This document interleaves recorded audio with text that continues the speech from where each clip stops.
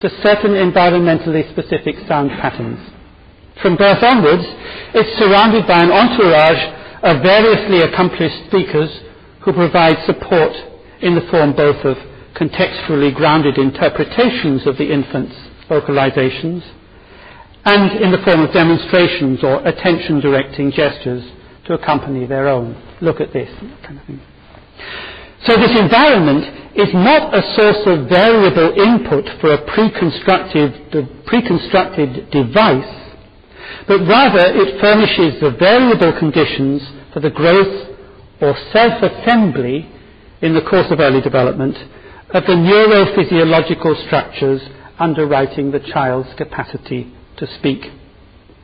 As the conditions vary, so these structures will take manifold forms, each differentially tuned both to specific sound patterns and to other features of local contexts of utterance. And these variably attuned structures and the competencies they establish correspond, of course, to what appear to observers as the diverse languages of the world. In short, language, in the sense of the child's capacity to speak in the manner of his or her community, language is not acquired.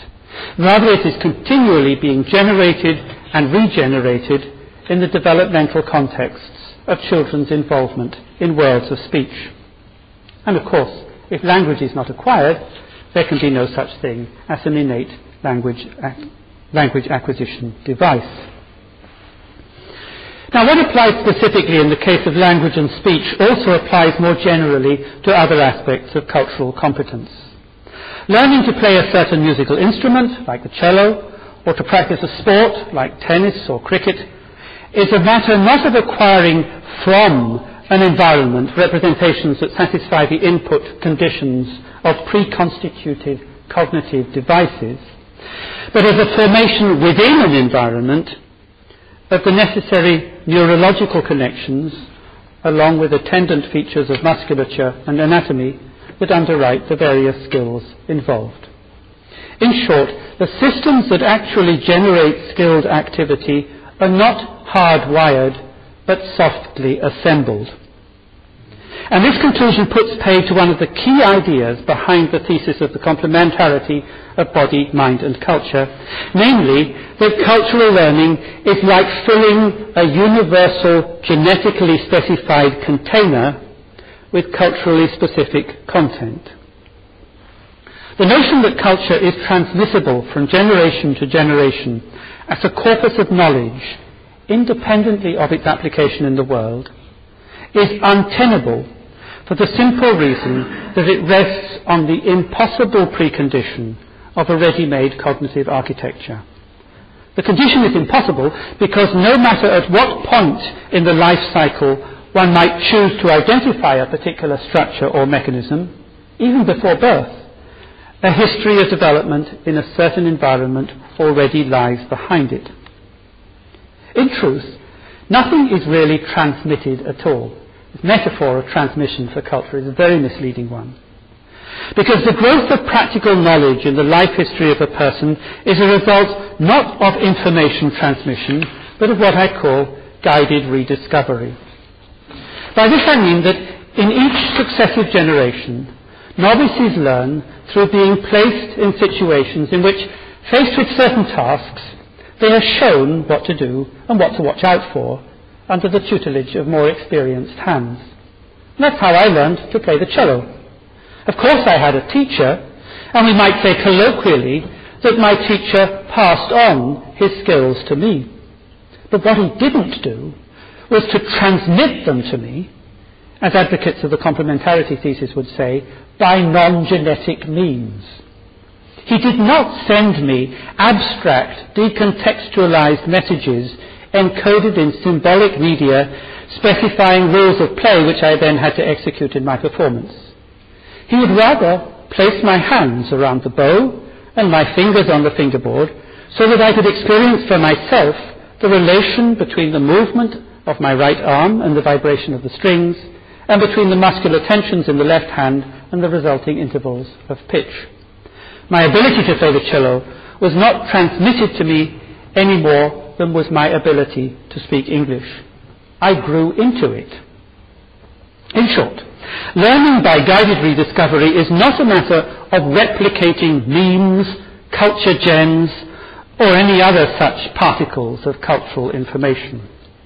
For what each generation contributes to the next are not rules and representations for the production of appropriate behaviour, but rather the specific circumstances under which successors, growing up in a social world, can develop their own embodied skills and dispositions and their powers of awareness and response.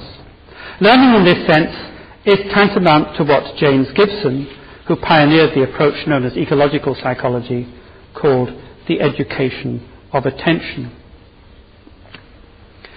Ecological psychologists reject the view, which lies at the crux of cognitive science, that individuals acquire the knowledge needed to operate in the external world through a processing in the mind of sensory inputs delivered to it from the receptor organs of the body.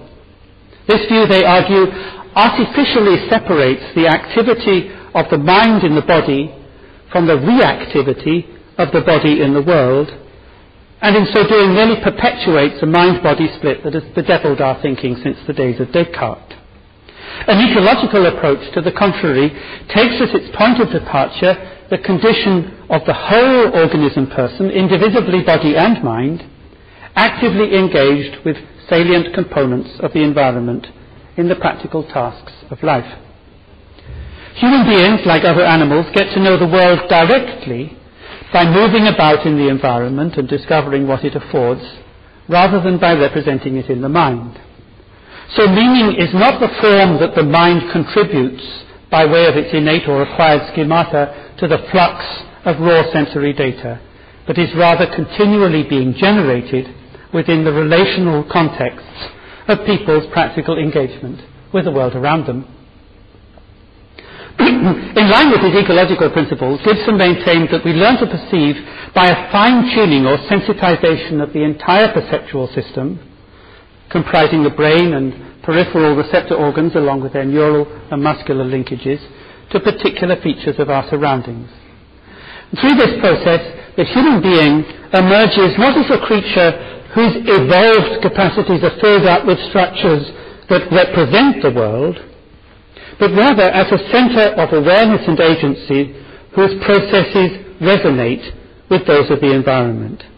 So knowledge, far from lying in the relations between structures in the world and structures in the mind, mediated by the person of the knower, knowledge is immanent in the life and experience of the knower as it unfolds within the field of practice set up through his or her presence as a being in the world.